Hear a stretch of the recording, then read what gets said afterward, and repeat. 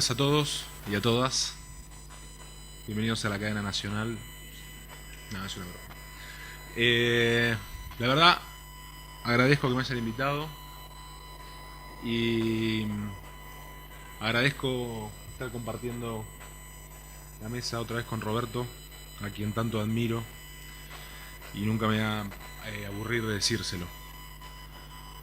Probablemente es uno de los mayores expertos en convergencia que hable español. Y espero que lo hayan disfrutado. Yo noté muchas cosas mientras él hablaba, sobre todo noté las cosas que pueden tener relación con lo que voy a hablar yo. Y casi leo las notas de la reunión de ayer.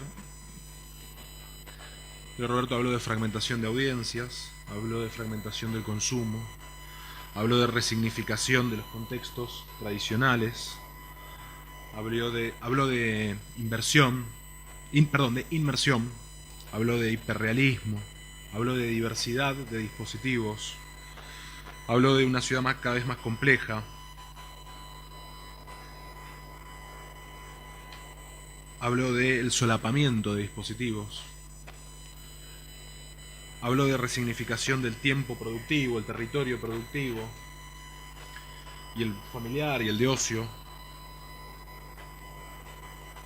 Habló sobre la sobreoferta a la que estamos expuestos o la que producimos también. Habló sobre la inédita visibilidad sobre los comportamientos de las audiencias como una riqueza poco explotada por parte de los sistemas más tradicionales de comunicación. Dijo que el broadcast sigue siendo quien soporta el peso del intercambio social de los contenidos, del ecosistema, y que todavía no logra aprovecharlo para enriquecerse. Me parece buenísima esa formulación. Pero también dijo que lo social orienta el contenido. Espero haber sido justo con el resumen, pero la verdad que me gustó mucho. Yo siempre anoto cuando Roberto habla. Y yo la verdad, no sé ustedes qué esperan, pero no voy a hablar mucho hoy de mi trabajo o de lo que hago, sino pensé en contarles algunas cosas que tengo en la cabeza y que a mí me parecen importantes para nuestro trabajo.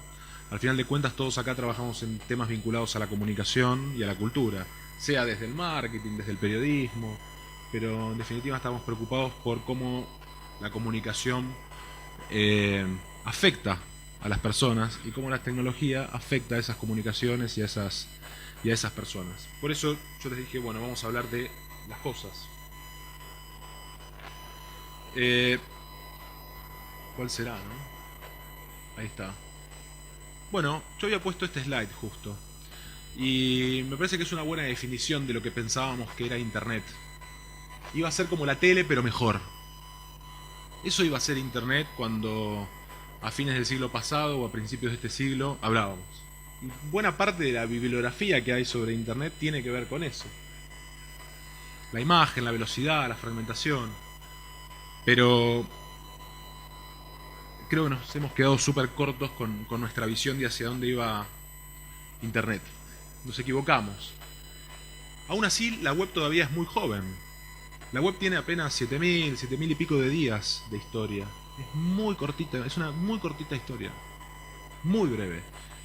Y quizás las dos herramientas sociales más de moda, como Facebook y Twitter, no tienen ni la mitad de historia. Estamos hablando de cosas súper nuevas. También es cierto que ha pasado muchas cosas en esta historia tan breve.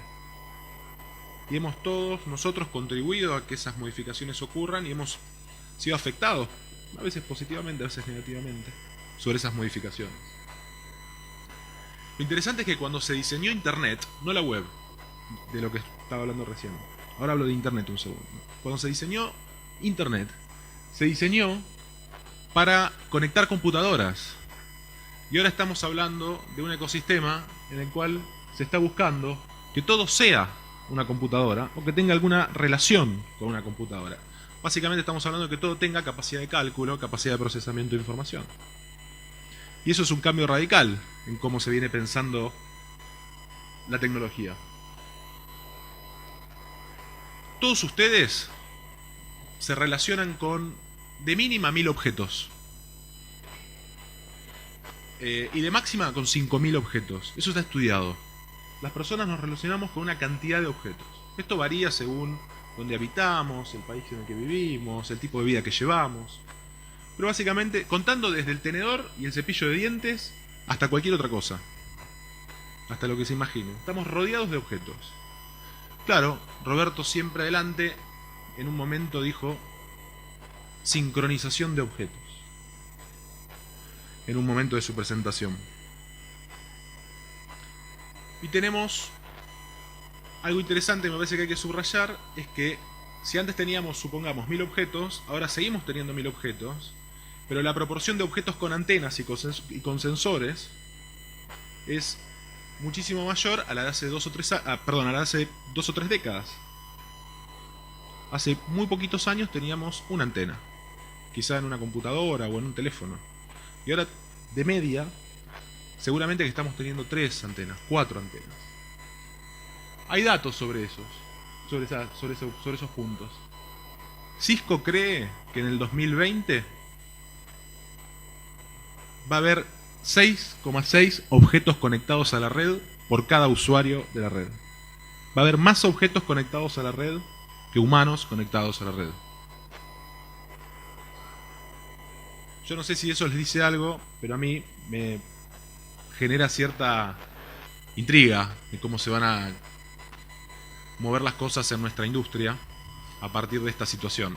Porque a todos nosotros nos han formado y hemos recibido un entrenamiento muy riguroso en la academia y en la industria para comunicarnos con personas y promover y desarrollar contenidos y desarrollar la web, aunque no seamos programadores. Todos ahora somos desarrolladores porque todos estamos extendiendo la web. Pero siempre estamos pensando en que del otro lado hay personas. Y quizás es una idea difícil de pensar, pero estamos asistiendo a una evolución de los objetos que tiende a que no haya más objetos sin software y que no haya más objetos sin antenas. Hoy hay 25.000 millones de dispositivos, es decir, de cosas conectadas a Internet. 25.000 millones. En un par de años va a haber 50.000 millones. Son datos de Cisco también. 50.000 millones de cosas conectadas a la red. ¿Cuántos planetas son? 6 o 7, más o menos. 8 planetas en cantidad de gente. La dimensión de esta gran máquina que estamos fabricando tiene 400.000 redes interconectadas que corren independientemente. Eso es Internet hoy. No el año pasado, no el año que viene. Hoy. Hay 400.000 redes operadas por 400.000 agencias distintas que operan independientemente. Y a las cuales están conectando cada vez más objetos. Seguramente en los últimos meses o el año pasado han escuchado las noticias en que hay algo que se llama IPv6, un nuevo protocolo de Internet. Hoy nos conectamos con un protocolo que se llama IPv4. ¿Saben por qué es eso? Para decirlo súper simple, es porque se están acabando las direcciones IP. No hay más. Entonces tiene que evolucionar el protocolo para que haya más cosas o más gente conectada. El diseño del protocolo se quedó corto. Ni Burton Cerf pudo ver lo que venía. Ese es un mapa de Internet hoy. Así luce la red. Así lucen esas 400.000 redes interconectadas. También hay otra parte que es la realidad de esa red, que son los cables subacuáticos que tenemos. Bueno, nosotros en el caso de la Argentina, las toninas, salimos todos a Internet, que no lo sepa, por las toninas. Cuando mandan un mail, van de acá hasta Corrientes y San Martín, y de ahí salen hasta las toninas, y de ahí se van hasta probablemente o Miami o New York. Me adelanté, esto se los acabo de decir. Y cuando estaba pensando en esto me acordé enseguida de un libro que leí hace unos años, y les sugiero que los lean, que se llama Cuando las cosas empiecen a pensar. Y ese libro es de ese señor que tiene un apellido muy difícil de pronunciar, pero que es el director del Centro de Bit y Átomos del MIT. Probablemente lo conozcan a él de alguna foto o de alguna charla en TED por una sencilla razón. Él fue uno de los principales promotores de las máquinas de Fabin o de prototipado rápido, las impresoras 3D, las impresoras que imprimen objetos. Bueno, él dirige ese proyecto en el MIT. Y acaba de presentar hace unos días nada más un servidor web que tiene el costo de $1 y que es de este tamaño. Un servidor web que tiene el tamaño de una uña y que tiene el costo de fabricación $1. Eso, por supuesto, tiene que ver con la ley de Moore. El que no leyó, léala, porque es interesantísimo entender qué está pasando con eso. Y tiene que ver con que cada 18 meses se duplica la capacidad de cálculo de las máquinas y se abaratan también los costos de producción. El ejemplo típico es una máquina que hoy vale $3.000, dentro de un año va a valer la mitad y dentro de 2 va a estar absolutamente obsoleta. Hay otro libro que sugiero que lean, que se llama ¿Qué quiere la tecnología? Y es de Kevin Kelly. Es un título súper provocador porque no creo que ninguno de los que estemos acá pueda pensar que la tecnología pueda querer algo. El primer libro decía cuando las cosas piensen, y este segundo libro dice cuando las máquinas quieran.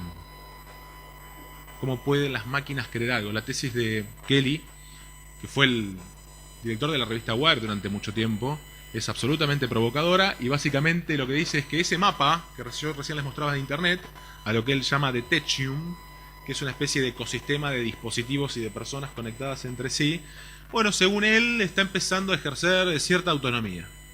Esto obviamente pone los pelos de punta a muchos, quizá hasta me incluyo, y también tiene que ver un poco con la ciencia ficción, pero él da ejemplos de autocontrol de la red, de autorreparación de la red, de autodefensa, de automantenimiento de la red. Los que estén trabajando con infraestructuras en la nube van a reconocer esos términos rápidamente. Y también habla de las características de la red hoy, como la cooperación, la redundancia, la flexibilidad, la descentralización, etc. Pero se basa en esta idea de que cada vez hay más diversidad de dispositivos, hay más dispositivos sincronizados y más dispositivos entre sí comunicándose con personas. Y hace una aclaración elemental que a nosotros nos tiene que interesar para este día hoy acá, porque no es un congreso de tecnología precisamente esto.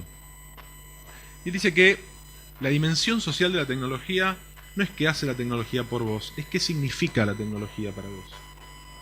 Eso es súper distinto de la versión probablemente súper instrumentalista que a veces tenemos todos nosotros de la tecnología. Es qué significa la tecnología para nosotros.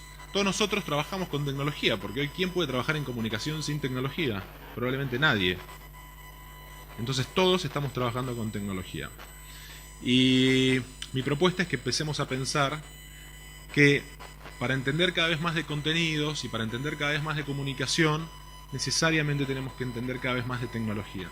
Pero también lo que tiene que suceder es que para entender cada vez más de tecnología, hay que entender cada vez más de contenidos y de comunicación. Porque, no sé vos, Roberto, yo veo que esa frontera está cada vez más difusa. Que por momentos aclara, se notan las diferencias, pero por otros momentos estamos en un lugar donde no sabemos de qué lados está de esa frontera. Cerf, a quien recién mencionaba, uno de los inventores de la web, acaba de decir hace 20 días, 15 días, una frase maravillosa, que es: no estamos solos produciendo información. No estamos solos. Le hablaba a el resto de los humanos, por supuesto. No estamos solos produciendo información. Y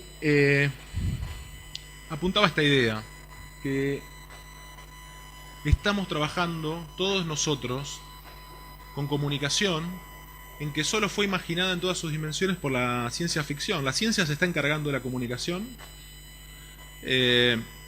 los sistemas naturales están emitiendo información, los tecnológicos están emitiendo información, los sistemas humanos están emitiendo información, pero también lo que está ocurriendo es que no tenemos muchas veces categorías para pensar lo que hacemos, precisamente porque suena todo esto de ciencia ficción, pero ustedes recordarán que también sonaba de ciencia ficción necesitar un celular en los años 90.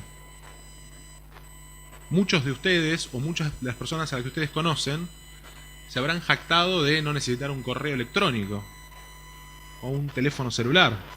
Y probablemente muchos de ustedes hoy se jacten de no necesitar un servidor en el espacio. Probablemente. O de no necesitar antenas en lugares insólitos. Creo que para empezar a pensar la comunicación en lo que queda de esta década, vamos a tener que empezar a pensar una comunicación más allá de los humanos, una comunicación más allá de los formatos tradicionales, probablemente, y sobre todo apoyándome en lo que acaba de contar Roberto, veamos cómo se empiezan a descomponer los contenidos en cuanto a sus formas tradicionales, y sí vamos a poder empezar a experimentar y a pensar en formatos, me parece, mucho más experimentales o mucho menos rígidos en cuanto a lo que hacemos. Probablemente muchos de ustedes se preguntan, bueno, ¿por qué en un contexto así de un evento vinculado a los medios sociales tenemos que hablar de esto? Honestamente, a mí me parece cada vez más importante hablar de esto. Me parece que esto tiene que ver con la política, que esto tiene que ver con la economía, que esto tiene que ver con la cultura. Me parece que no estamos hablando de tecnología. Me parece que hoy hablar de tecnología es hablar de las personas. Que hoy hablar de Internet es hablar de Internet de las cosas, como algunos la llaman. Es hablar o de Internet de todo, como también otros llaman a esto.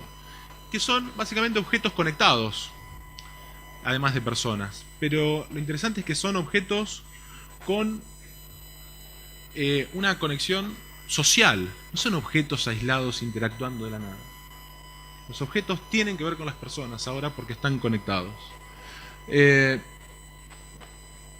Y esto me parece que es lo más importante que tengo para decirles. Creo que vale la pena que nos pongamos a pensar en qué significa empezar a pensar una comunicación más allá de los humanos.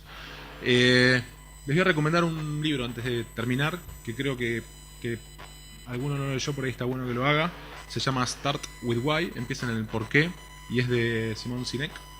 Y es una hipótesis muy simple la que tiene el libro, y que tiene que ver con esto. Él dice que todas las personas pueden describir qué hacen. No todas las personas, algunas pueden contar cómo lo hacen. Muy pocas pueden pensar y explicar por qué hacen lo que hacen. ¿Por qué hacen lo que hacen?